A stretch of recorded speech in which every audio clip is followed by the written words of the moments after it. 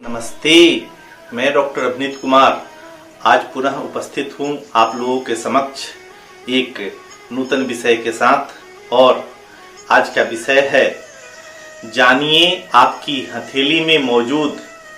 गुरु क्षेत्र कैसे भाग्यशाली है। जातकों की हथेली में गुरु क्षेत्र यानी जुपिटर माउंट प्रायः तर्जनी अंगुली के ठीक नीचे,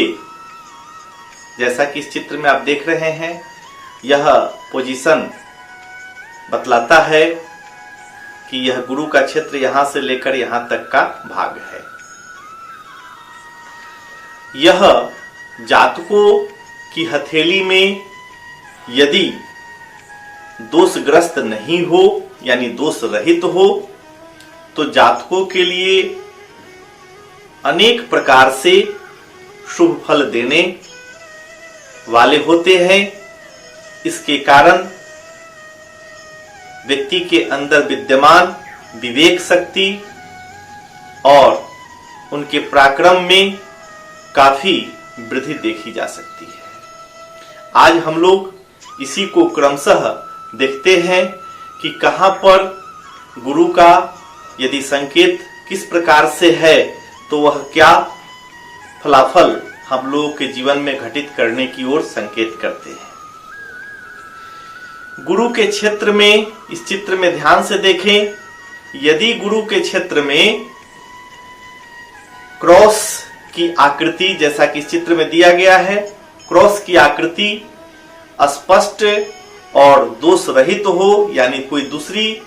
रेखा आकर उसको नहीं काटती हो और गुरु का माउंट भी उभरा हुआ हो, तो यह किसी भी जातक के लिए अतीव शुभ और मंगलकारी साबित होता है। क्योंकि ऐसे जातकों को हम लोग देखते हैं कि वे जातक अपने जीवन में विद्या और परिश्रम के बल पर काफी आगे निकल जाते हैं, किंतु विशेष उपलब्धि इन्हें देखने के लिए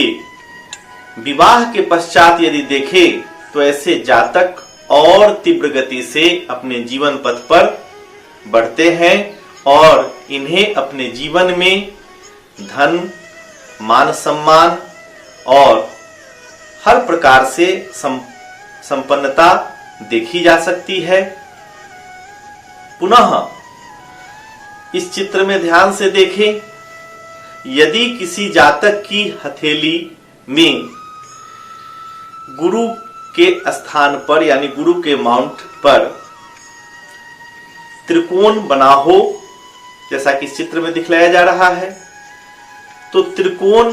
यदि स्पष्ट हो, दोष रहित हो, तो ऐसे जातकों को यह देखा जाता है कि ये जातक में कुछ लोगों को लेकर चलने की क्षमता यानी जिसे हम नेतृत्व क्षमता कहते हैं, काफी अच्छी होती है। इनकी कार्यकुशलता इनके कार्यस्थल पर देखी जा सकती है। काफी इनकी सोच अच्छी होती है,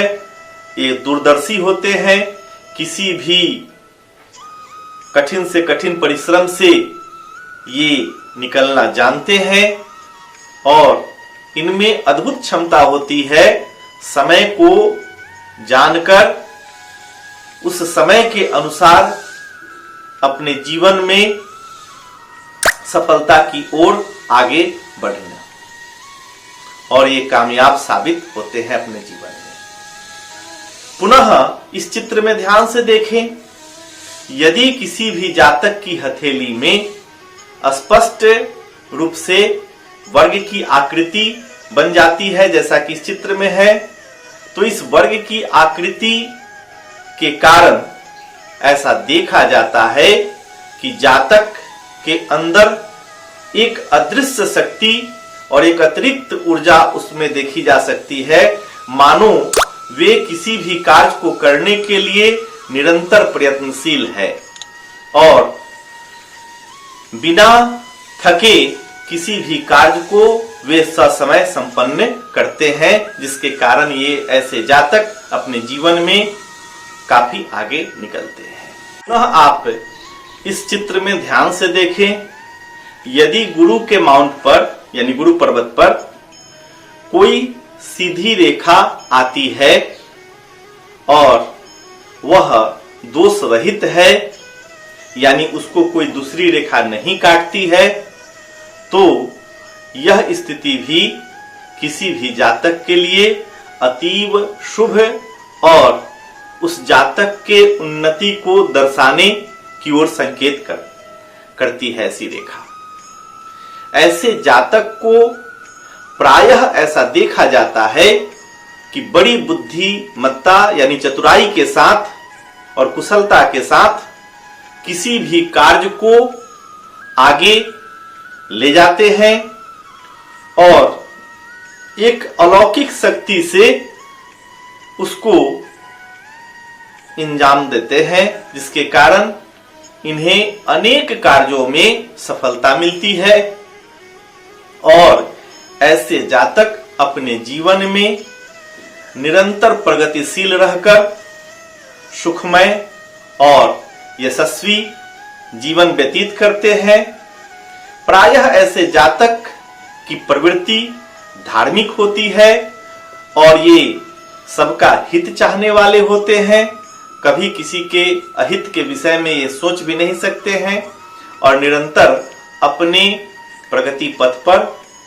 बढ़ते रहते हैं। पुनः आप इस चित्र में ध्यान से देखें कि गुरु के क्षेत्र में हृदय रेखा से आकर त्रिशूल का निर्माण हो जाता हो या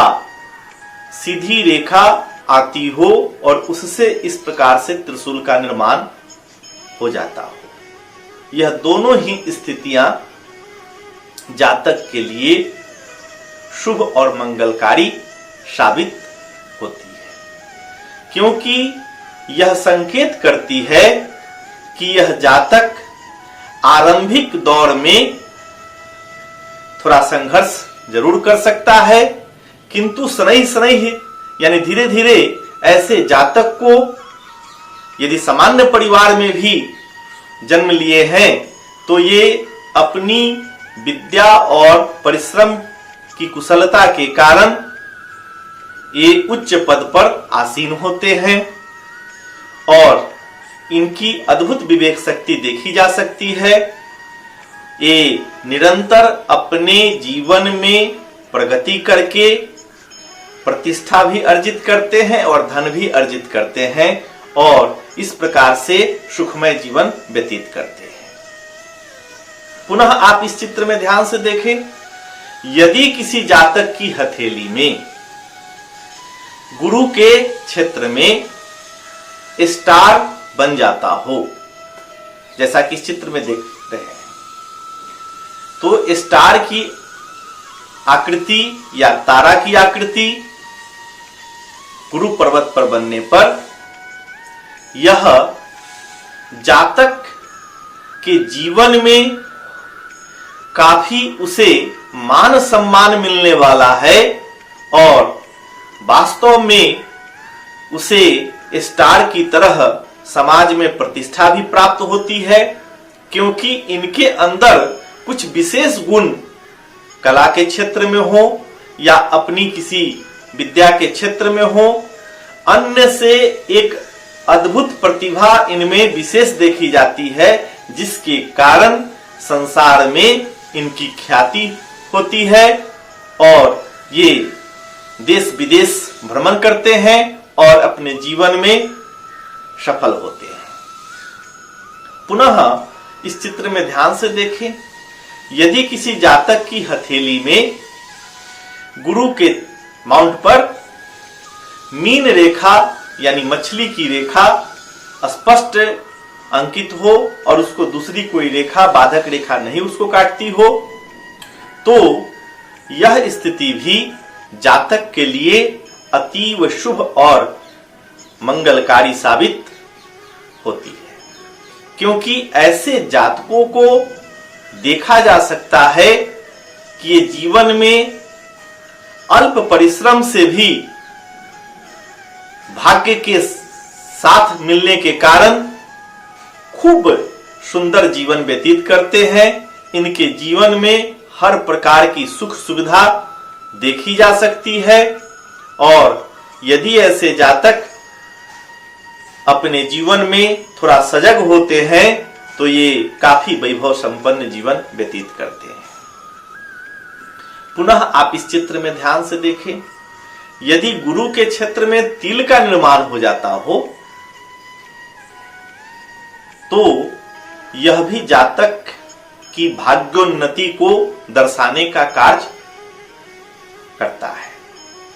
तिल के निर्माण से ऐसा देखा जाता है कि जातक यदि गुरु के क्षेत्र में तिल बना हुआ है तो उसे सदैव भाग्य का साथ मिलता है और अपने जीवन में संघर्षों से जूझकर भी ये अपने मुकाम को पाते हैं और धन और सम्मान के साथ सुखमय जीवन व्यतीत करते हैं। इस प्रकार आज मैं आप लोगों के समक्ष गुरु के क्षेत्र में बनने वाली जो आकृति है उसको लेकर उपस्थित था। पुनः नए वीडियो के साथ मैं उपस्थित रहूंगा। फिर तब तक के लिए आप लोगों से अनुमति चाहता हूं। नमस्कार।